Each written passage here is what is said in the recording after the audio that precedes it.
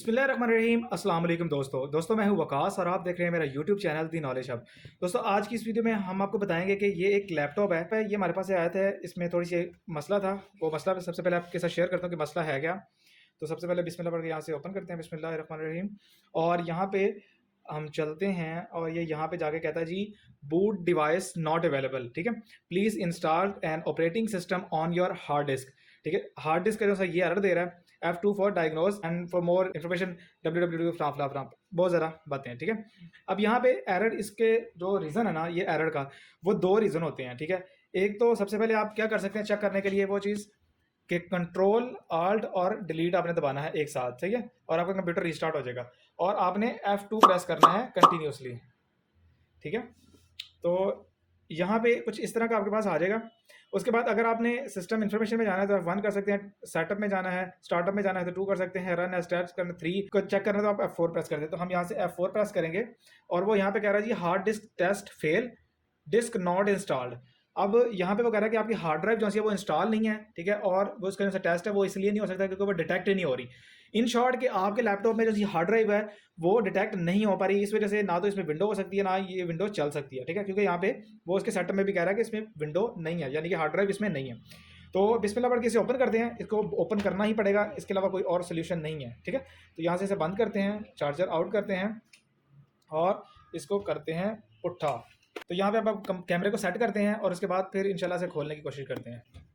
Battery मैंने इसकी remove कर लिया है, तो बैटरी हमारी निकल आई है। ठीक है, अब इसके बाद हमने क्या करना है, इन दोनों लॉक्स को एकदम से इस तरह प्रेस करेंगे तो ये सारे का सारा बैग जिस तरह आपकी मोबाइल की ओपन होती है उसी तरह से इसकी भी ये ओपन हो जाएगी। ठीक है, और यहाँ से आपको इस तरह का सारा व्यू नज़र आ जाएगा। सही है, अब यहाँ पे आप देख सकते हैं कि आपकी जो हार्ड ड्राइव है ये लगी हुई है।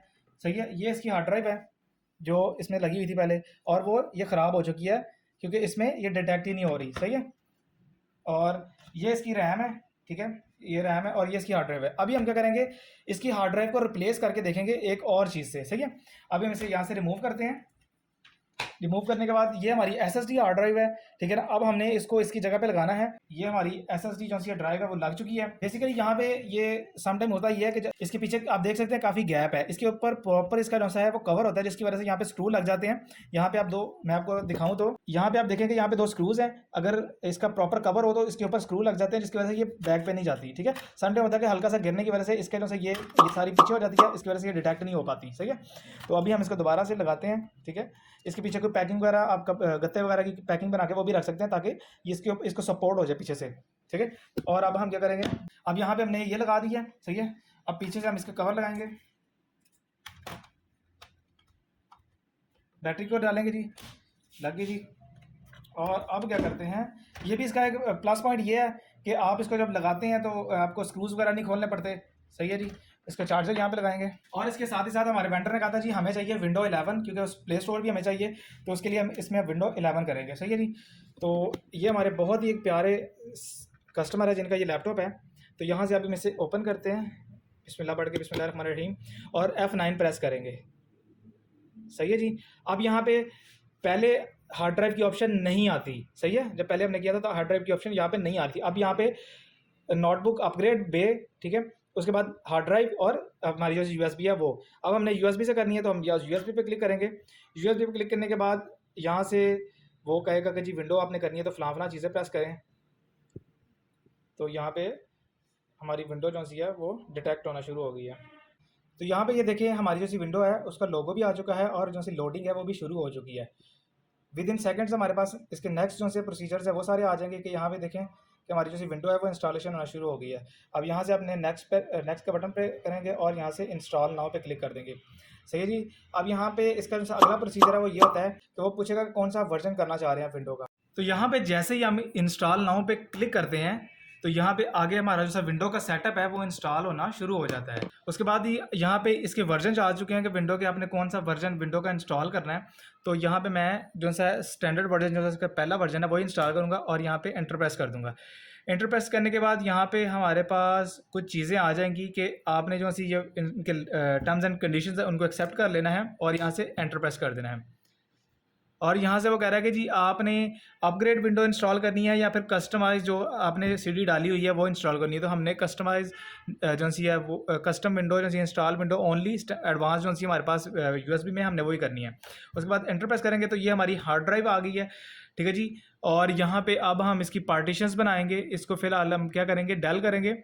पार्टीशन आप अपनी मर्ज़ी से बना सकते हैं, ठीक है जी। मैं इसकी 60 GB की एक जो सी पार्टीशन बनाऊंगा और यहाँ पे मैं इसको डेल करके आपने लिख देना है 65,500, ठीक है।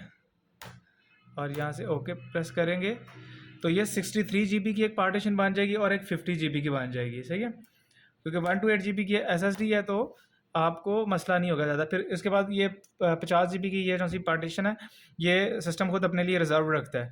उसके बाद हम 63 वाली में विंडो इंस्टॉल करेंगे क्योंकि विंडो 11 है तो इसमें थोड़ा सा पंगा भी हो सकता है कि हमने पहली दफ़ा करनी है, तो आई डोंट थिंक सो कि इसमें कोई प्रॉब्लम हो सकती है। तो दोस्तों इस तरीके से आप जो सा बूट का एरर है उसको इस तरीके से ख़त्म कर सकते हैं। इसमें दो मसले होते हैं कि जब आप कहते हैं कि बूट डिवाइस नॉट अवेलेबल, इसका मतलब सिर्फ एक ही होता है कि या तो आपकी हार्ड ड्राइव ख़राब हो चुकी है या फिर आपकी हार्ड ड्राइव बीच में से हिल चुकी है। हिली तो नहीं थी हमारी हार्ड ड्राइव, अल्हम्दुलिल्लाह ओके थी, लेकिन वो अनफॉर्चुनेटली किसी वजह से, आई डोंट थिंक सो कि किस वजह से वेंडर से, किस वजह से हमारे जैसे कस्टमर है उनसे वो ख़राब हो चुकी है। ये उसकी एक लाइफ भी होती है, शायद इनमें बाय डिफ़ॉल्ट वही आई हो और इतना अरसा फिर भी वो निकाल चुकी है।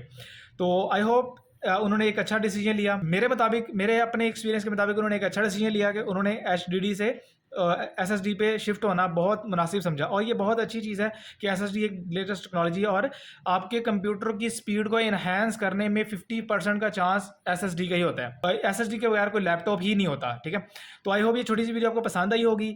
इस तरह के मजीद अपडेट्स के लिए मेरे चैनल को लाजमी सब्सक्राइब कर लें। आज की वीडियो में इतना ही, मिलते हैं मजीद किसी और वीडियो में, तब तक के लिए इजाज़त दीजिएगा। अल्लाह हाफिज़।